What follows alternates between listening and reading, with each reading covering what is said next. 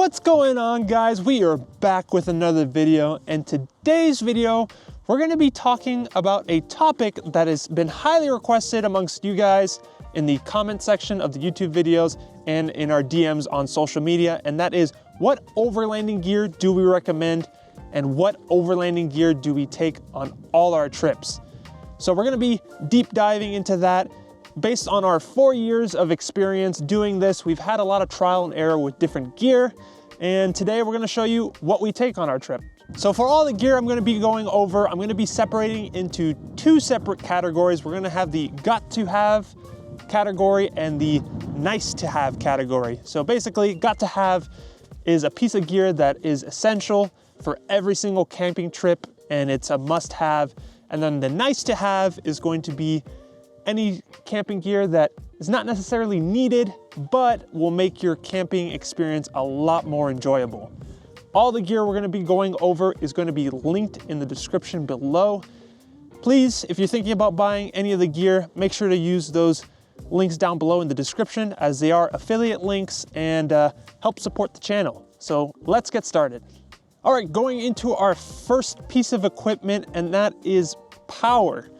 So what we run currently on our setup is a dual battery setup. It's a 300 amp hour battery, Renogy battery, with a 50 amp DC to DC charger with a 2000 watt inverter. And before this is, I would consider a dual battery setup a nice to have setup. Before we had a dual battery setup, we had a portable power station. What I have here is a perfect example of a really good portable power station, and that is the All Powers R1500. So this power station is a must have, got to have when you're out camping in the middle of nowhere. You don't want to be relying on your starter battery to charge different equipment that you may have, and the next morning the starter battery is dead and now you're stranded. So having some form of portable power station is a got to have. Now, really cool features about this All Powers: it has 1,152 watt hours of power. It has a 1800 watt inverter, so only 200 watts less than what we have there. It has 4 of your wall sockets. It has a 12 volt charger, basically your car chargers, and then it has 2 USBs and then 2 USB-Cs, and then it has also 2 wireless on the top. So I've been doing a lot of testing with this setup, and I've gotten the fridge back here, which we'll be talking about in a little bit. I've ran 4.5 days off a single charge with the fridge on max setting. So this does push out a significant amount of power. As far as, you know, for your weekend camping, this is all you need. And the best part about this, at the time of recording this, hopefully at the time of the video, this is on sale for $475 for 1,152 watt hours. That is a steal, absolute steal, and would highly recommend. The other thing that's really cool about this is how fast it charges. So like I said, I've been testing it. I charged it at home. It had 1,000 watts of input from a wall socket, which is ridiculously amount of high input. So this can charge really, really, really fast when plugged in. And your second option for charging, which I have back here, is solar, which is also really nice, especially when you're out camping and you're at a spot for multiple days. You can buy this. This is also from All Powers. It's a 200 watt foldable solar panel, which is really nice. And look how compact it comes down, but let me show you it fully set up. Here's the total solar panel, the 200 watts of solar. Cables are stored here. It's just 2 clips you undo. It's got 4 of these kind of feet, if you want to call them, that props it up and holds it up, and it just simply unfolds itself just like this, and then you can set it up wherever you want to have. This piece of gear I would put in the nice to have category. Obviously, if you are being stationary at a specific campsite for multiple days, I would put it in the must have category. But definitely for most people, I think for most scenarios, it's a nice piece of equipment to have, but not necessary. So moving on to our next piece of equipment, as we just previously mentioned about the power bank, and that is the fridge. Now, for many years, I thought having a fridge was a nice to have piece of gear, but I have changed my mind after getting a fridge. This is technically our second fridge, and I really wish if I could tell my old self, get a fridge. That is a got to have piece of gear, and I'm putting that 100% in got to have. And the reason for that is primarily you're gonna either have a fridge or a cooler. The cooler, you have to worry about finding somewhere that has ice, stopping for ice. That means you have to go into town more frequently in order to fill up on ice. Ice melts, you have water in your cooler. A lot of your stuff gets ruined because water gets into it. It's not as fun digging through ice. Your hands get freezing, especially if it's cold outside. Not a good time. Fridge is the way to go. So this one in particular is the APL 55. This is our second fridge. We actually used to have the Isoco JP50, which is a little bit of smaller fridge and a bit cheaper. Now I will admit this is a more expensive fridge, but it's a lot nicer, has better insulation. And the main reason we got it is not only is it bigger, so for our longer trips, we can store a lot more food, but it has dual zone. So which means it has a fridge and freezer.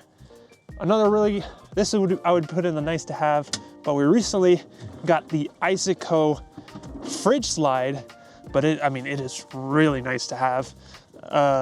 Makes your life a lot easier, especially for not only pickup trucks, but even if you have an SUV like a Bronco, 4Runner, instead of having to climb up and to access whatever's in the fridge, simply slide it out, and now it's easily accessible right here instead of me having to kind of climb up into the bed. So fridge slide, nice to have. A fridge is a must-have. If you are interested in any of the Isoco products, use code OUTLANDISH in checkout and it'll give you 12% off. So obviously the fridge is to keep your food cold, but obviously you need something to cook your food, and that is our next piece of gear, and that is a propane stove. So what we used to have back in when we first started, we had one of those old Colemans, your little propane Colemans that had the 2 burners, and that's what we used for about a year. But the downside to that is the size of them, and then they're not very efficient. They take a long time to boil water and to heat up. And that's where we ended up going with the Jetboil Genesis Base Camp. Now I know this might be out of the price range for some people. It is not a cheap piece of equipment or gear, but I will say, buy once, cry once, 100%. We've had this for the last 3 years and have not looked back. One of the big things with gear, and this will be going with all the gear, especially in a mid-sized truck like this, space savings is everything, and this accomplishes that and more. So as you can see here, this is the bag and everything that comes in it, but what comes inside is you have a frying pan here. This lid is something we added on after the fact just because we wanted an extra lid, but it comes with this frying pan. The Jetboil comes with this lid, which has a really nice feature in it. It has a strainer in it, so if you're cooking like pasta, you can use in the pot, you can drain it and strain it right in here. So really nice little feature. You have your main piece, which is the actual propane stove, which unfolds like this, and it's 2 burners. And the last piece here is a 5-liter pot. So that's everything that comes in the gear. Like I said, I would rank this as a nice to have setup, but some type of propane stove is a got to have. You have to have something to cook. But again, 100% recommend this. Like I said, we've had this the last 3 years, have had absolutely no issues with it and plan to have this for many more years. All right, going into our next piece of gear. So obviously, if you're gonna cook food, you're gonna need some form of utensils and something to eat that food on, and that's where what we have here is going on. So we have these GSI metal plates. That is obviously got to have. You have to have some sort of place, so that I would obviously highly recommend, especially with it being metal. It doesn't really get dirty or damaged or scratched easily. We used to have plastic ones, but when you're cutting stuff in, like steak or chicken, the plastics ones tend to scratch, whereas the metal ones don't. So that's a gotta have. A nice to have is our front runner utensil kit here, silverware kit here. It's got a little handle, a little nice grab handle, and it fits all in this little thing, which again, there's gonna be a lot of common gear that compact and space savings is the theme here. But as you can see here, opening up, you kind of have everything you need as far as utensils go. Again, nice to have because this is a little bit pricier. On the pricier side of gear, you could definitely make your own kit and throw it all in a Ziploc bag, but this makes it a lot easier to camp in and camp when you're, packing in and packing out of camp. Makes it a lot easier just to have it all in this one little bag here. Going into our next gear is what you see right here, which is our garbage situation. So obviously this depends on your setup and stuff like that, but for us, we've gone through a few garbage scenarios, and obviously you need a place to store it. And this is the solution we have found. And if you recognize it, you probably have kids. If you don't recognize it, this is a diaper bin. Yes, it is a diaper bin, and it uses regular trash bags, your typical kitchen trash bags inside. But why we got something like this is because since it is a diaper bin, it actually does a really, really, really good job of keeping the smell inside the trash can. So our whole camper topper does not stink when we throw our garbage in here. Because sometimes when we're out camping, we don't go into town for 3, 4, 5 days. So we have garbage in here that has been sitting for that amount of time. And this does a really good job of sealing in. Obviously, not necessarily a trash solution is a got to have. You obviously want to 100% pack in and pack out what you have. There's other various forms. You have those trasheroos that hang off the back of the tailgate or over a spare tire. This is a solution that we have found that works for us. All right, our next piece of gear, I kind of have 3 pieces of gear here because they all kind of tie into each other. And that is, first off, water. Obviously, got to have. So we have 2 5-gallon water containers. So we always carry 10 gallons of water with us at all times. And we've had these since we started overlanding about 4 or 5 years ago. So these have been with us since the start of time, and they're still here to this day. So that gives a testament on how long they've lasted us. 2 nice to have things is this Lone Rock water pump here. They sell the water pump, and then it's basically a 3D printed threaded piece that perfectly threads onto here, and it perfectly fits snug the water pump, so you can pump the water out of the jugs instead of having them to tilt. So it's a really nice product to have. And then our other nice to have product is this collapsible electronic kettle, which is super nice. So it just pops up like this, and then the plug, you plug it in here, and you can just pour your water in here and it boils it, which is really nice to have instead of having to bring out the whatever propane stove you have and boil water on there. A lot easier of a method, especially again, going back to if you have a portable power station, just simply plug it in and you get boiling water within a couple of minutes with this thing, which is really nice. So the electric kettle, we use it for various things, but the main reason we used to have it for was the coffee solution for Nicole. I'm not an active coffee drinker, but my wife Nicole is, and now we have upgraded to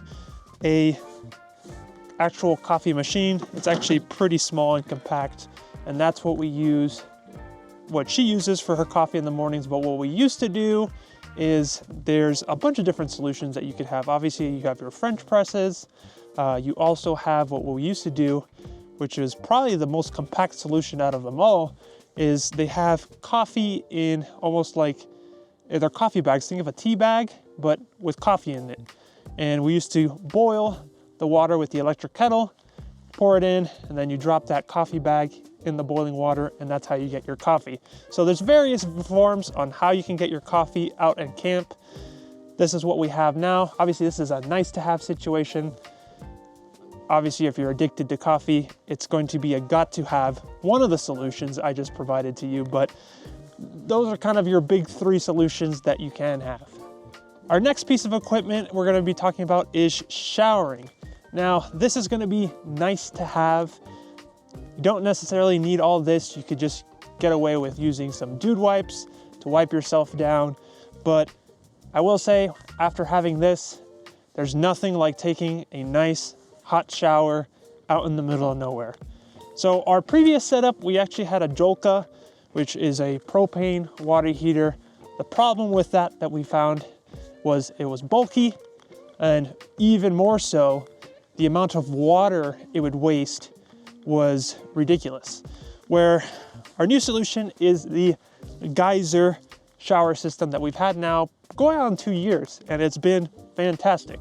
One, it does not take that much water to use, and two, it's very easy and nice and compact to set up. So all it is basically, it has a pump inside. You put this here, the sponge, and then when you turn it on, the water comes through the sponge out. So you pretty much just put soap, you lather yourself up, and then you rinse yourself off with the sponge. So it's very efficient in water, and it's also very compact, so it's nice and easily stored. The other thing we have, obviously, with the showering is when we're showering, obviously you're outdoors, there's rock, dirt, mud. We have this little floor that we found on Amazon that has been great. It's nice and compact, it folds, but when you open it up, it's like this. So when you put it down, obviously on the floor, you have a place to stand on while you're showering, so that way your feet don't get full of mud, sand, dirt, wherever you're at.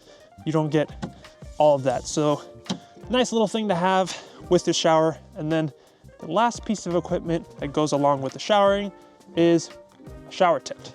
So coming over here on this side, we obviously have our DFG off-road shower tent.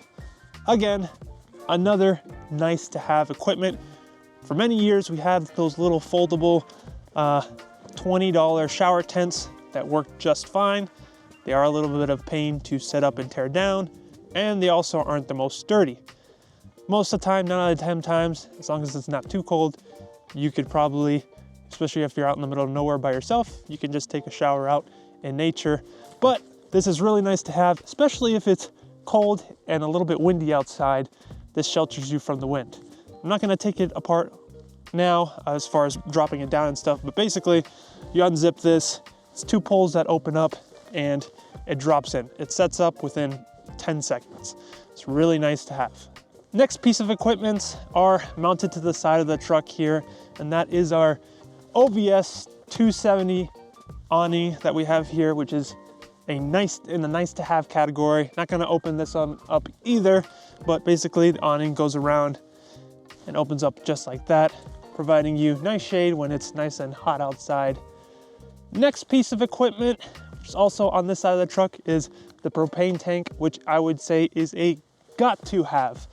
Those little green little propane tanks that you see at stores are kind of expensive when you start adding them up, and they're also really extremely wasteful because you can't really refill them. You can if you have a bigger propane tank, but at that point, just take the bigger propane tank. So this is a 2.5 gallon propane tank. They have smaller ones, and obviously you have your bigger ones as well, but this is kind of right in the middle, which I find is the perfect size, and it's a got to have scenario. And then for this, we also have, it's a 12-foot hose, that we use for the cooking. And what's important about this is it has the right fitting for the propane stoves, because this is the same type of fitting. I'm not sure the official name of it, but the same fitting that the small green canisters have. That's what basically this adapter is, but it's 12 feet. So for my scenario, I can leave my propane tank mounted here on the side, and I can cook within basically a 12 feet radius from this propane tank. So it's really nice to have. So this got to have, and obviously you've got to have some form of connection in order to connect to your propane tank.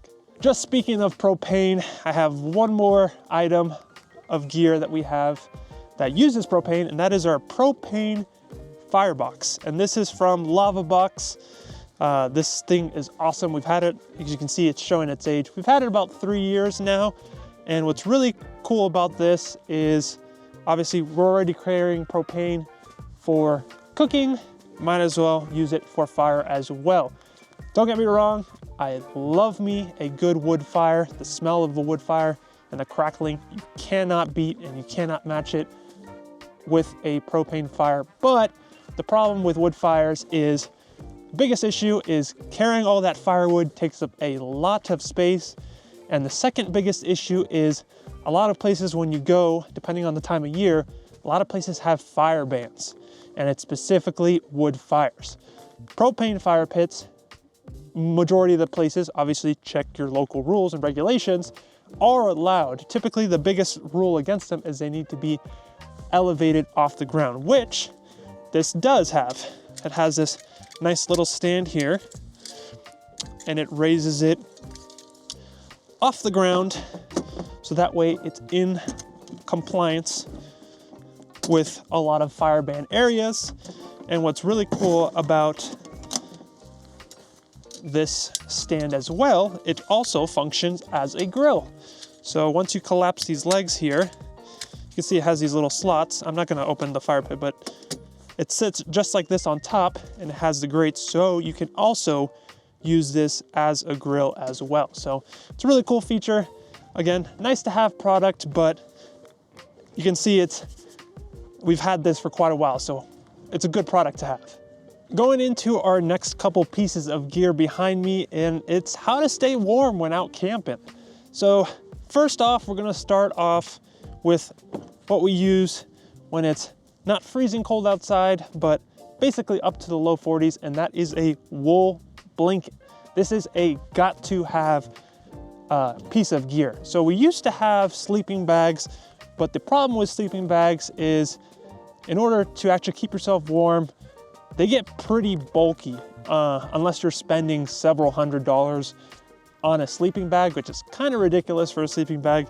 So we opted out for wool blankets. So I only brought one today to showcase you, but we actually have 2 of these.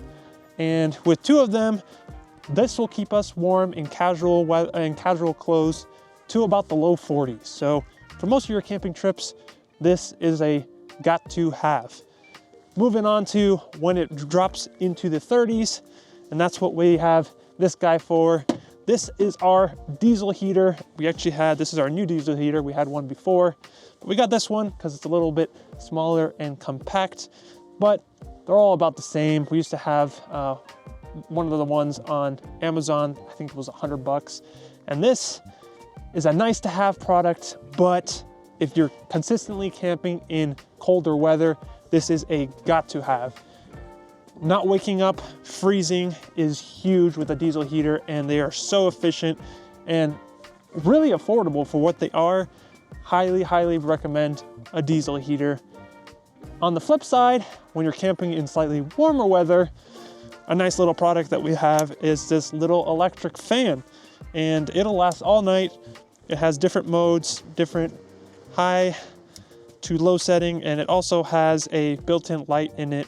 So if you are in a tent or even in the topper or rooftop tent, you can easily use this as a temporary light source too. So kind of have all spectrums here of different weather conditions to either stay warm or stay cool for camping. All right, moving to our next piece of equipment, and it is right here in my hand, and that is our camping chairs. So as you can see, They're nice and compact and light, and they're awesome. We've had these chairs for about 3 years now, and they're basically like tent poles that kind of piece together. I'm not gonna build it right now, but will show a picture of what they look fully built. They are very comfortable. Even for me being 6'4", it is a very comfortable camp chair. And the best part, again, is it's nice and compact and plenty of room being saved over a traditional kind of folding chair. Next piece of gear is a gear I feel like most people don't talk about, and that is when you gotta go do your business. And that is what we have here, because some places, I know most people just take a shovel with them, go dig a hole somewhere, do their business and be done with it. But a lot of places now are requiring you to, you're not allowed to do that. You have to pack everything out with you. And the solution to that is this guy. So this is a collapsible toilet. As you can see here, how small and compact it is. And just simply unzipping it out of the package. Very easy to set up. And just like that, you have your collapsible toilet. There's your little toilet seat. And then what we use, which is in here, they're basically these, think of a giant Ziploc bag basically, that it goes inside here. And then you have these, what they call poo gels. And it's basically a fancier version of cat litter that you put inside. You do your business, and the poo gel pretty much absorbs all the smells. And then with these bags, it's like a double Ziplocked bag. It seals it nice and shut so it won't leak and also doesn't smell.